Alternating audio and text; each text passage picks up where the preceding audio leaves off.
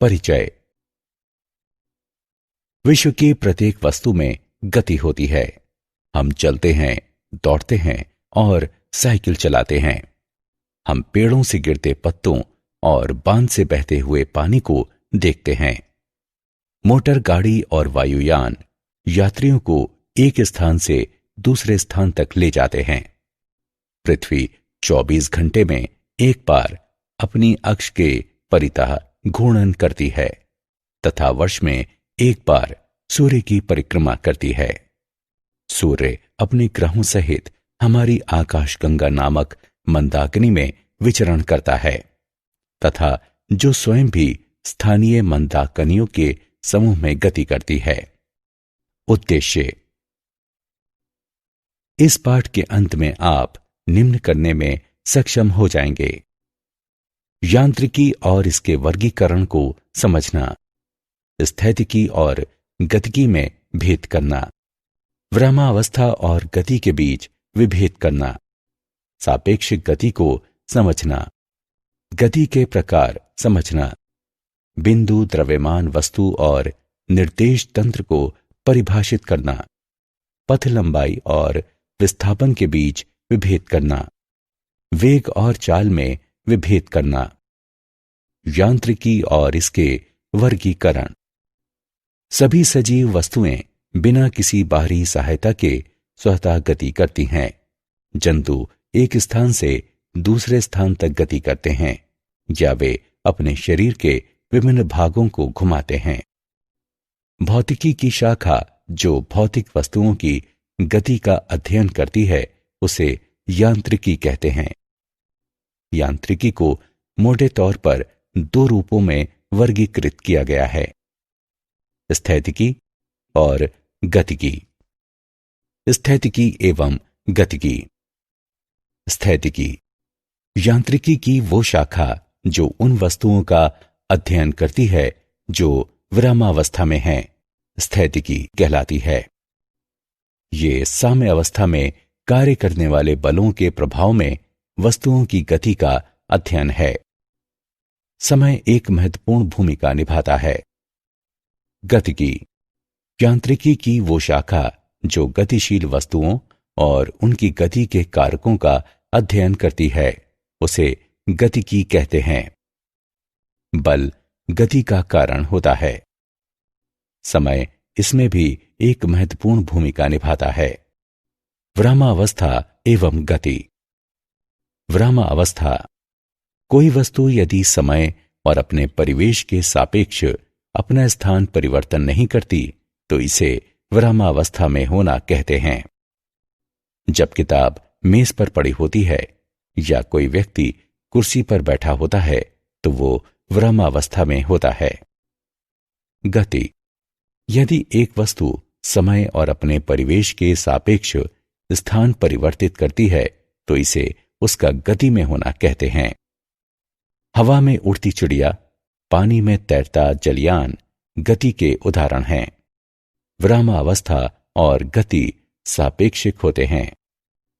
एक चलती हुई ट्रेन में बैठा व्यक्ति अपने सहयात्री के सापेक्ष विरामावस्था में है, लेकिन ट्रेन से बाहर की वस्तुओं के लिए गति में है। एक स्थिति में जो वस्तु गति में हो सकती है वही वस्तु दूसरी स्थिति में विरामावस्था में हो सकती है। अतः विराम और गति परस्पर सापेक्ष हैं। उदाहरण: अपने घर में बैठा हुआ एक व्यक्ति विरामावस्था में है, किंतु धरती के संदर्भ में दूसरे ग्रहों के सापेक्ष वो गति में है। गति के प्रकार। गति 3 प्रकार की होती है। रेखीय गति। जब वस्तु एक सीधी रेखा के अनुदिश गति करती है तो उसे रैखिक गति कहते हैं। वृत्तीय गति। जब वस्तु एक वृत्त के अनुदिश गति करती है तो उसे वृत्तीय गति कहते हैं। दोलन गति। एक निश्चित समय अंतराल में किसी स्थिर बिंदु के आगे पीछे गति करने को दोलन गति कहते हैं। बिंदु द्रव्यमान वस्तु। कोई भी वस्तु बिंदु द्रव्यमान वस्तु होती है यदि गति के दौरान एक दिए गए समय में ये अपने आमाप से ज्यादा दूरी तय करती है। उदाहरण, पृथ्वी की सूर्य के चारों तरफ परिक्रमा सूर्य के पारितः पथ की तुलना में पृथ्वी का व्यास बहुत कम है, अतः पृथ्वी को बिंदु द्रव्यमान वस्तु कहा जा सकता है। निर्देश तंत्र। निर्देशांक अक्षों यानी परस्पर समकोण बनाती तीन रेखाएं उसकी एक अवस्था जो कि एक प्रेक्षक यानी मूल बिंदु से संबद्ध हो और जिसके सापेक्ष कोई प्रेक्षक किसी गतिशील वस्तु की स्थिति, विस्थापन, वेग, त्वरण इत्यादि बता सके। इसमें तीन अक्ष एक्स, वाई और जेड तथा कण के प्रस्थान बिंदु पर एक केंद्र होता है। एक विमीय, द्विविमीय और त्रिविमीय गति। एक विमीय गति तीन निर्देशांकों में से केवल एक के सापेक्ष गति करना, साथ ही वस्तु की स्थिति समय के सापेक्ष परिवर्तित हो रही होती है। उदाहरण, सरल रेखा में चल रही कार। द्विविमीय गति तीन निर्देशांकों में दो के सापेक्ष वस्तु की गति, साथ ही वस्तु की स्थिति समय के सापेक्ष परिवर्तित हो रही होती है। उदाहरण, बिलियर्ड टेबल पर गति करती बिलियर्ड की गेंद। त्रिविमीय गति तीनों निर्देशांकों के सापेक्ष गति, साथ ही वस्तु की स्थिति समय के सापेक्ष परिवर्तित होती है। उदाहरण, हवा में उड़ती हुई पतंग। पथ लंबाई और विस्थापन के बीच अंतर। संपूर्ण पथ लंबाई किसी वस्तु द्वारा दिए गए समय में की गई गति के दौरान तय की गई वास्तविक दूरी होती है।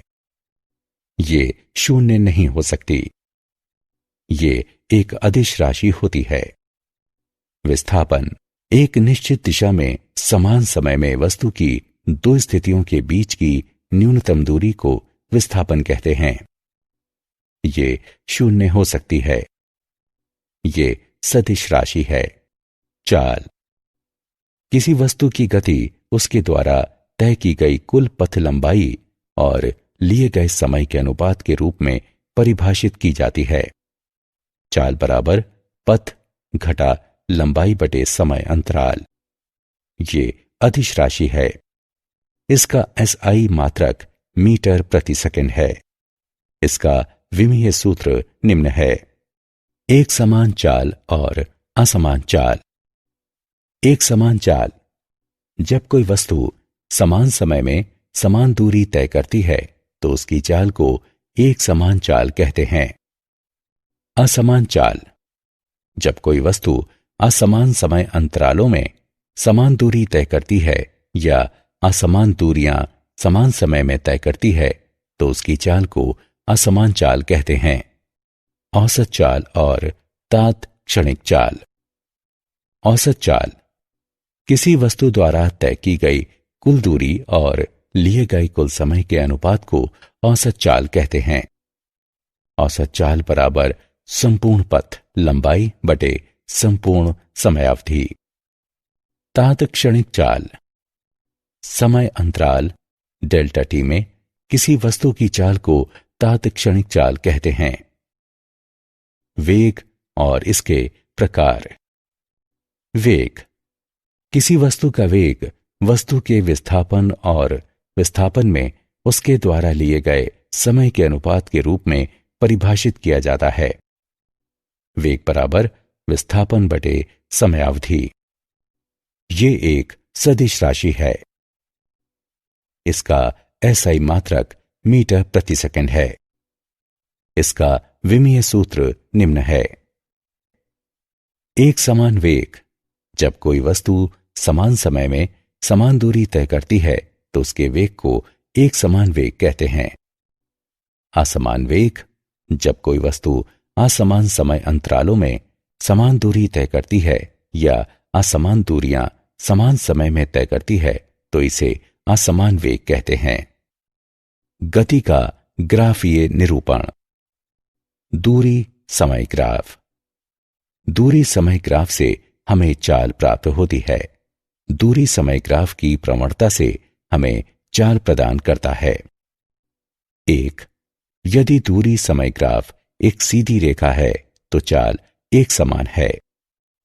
2. यदि दूरी समय ग्राफ एक वक्र रेखा है तो चाल असमान है। क्या आप जानते हैं ब्रह्मांड में गति को यांत्रिकी के दो प्रत्यक्षता परस्पर विरोधी सिद्धांतों के समुच्चय से वर्णित किया जाता है। ब्रह्मांड की सभी बड़े और ज्ञात वस्तुओं की गति, जैसे प्रक्षेप्य, ग्रह, कोशिकाएं और मनुष्य का वर्णन क्लासिक यांत्रिकी द्वारा किया जाता है। बहुत छोटे परमाणविक और उप परमाणविक आकार की वस्तुओं का वर्णन क्वांटम यांत्रिकी द्वारा किया जाता है। सारांश। आइए हमने जो कुछ सीखा है उसे संक्षेप में दोहराएं। स्थान में परिवर्तन को गति कहते हैं, दूरी के सापेक्ष गति को चाल कहते हैं और विस्थापन के सापेक्ष गति को वेग कहते हैं। गति सतत या परिवर्तनीय वेग के अनुरूप क्रमशः एक समान या असमान हो सकती है। दूरी या विस्थापन के परिवर्तन की दर हमेशा क्रमशः चाल या वेग प्रदान करती है।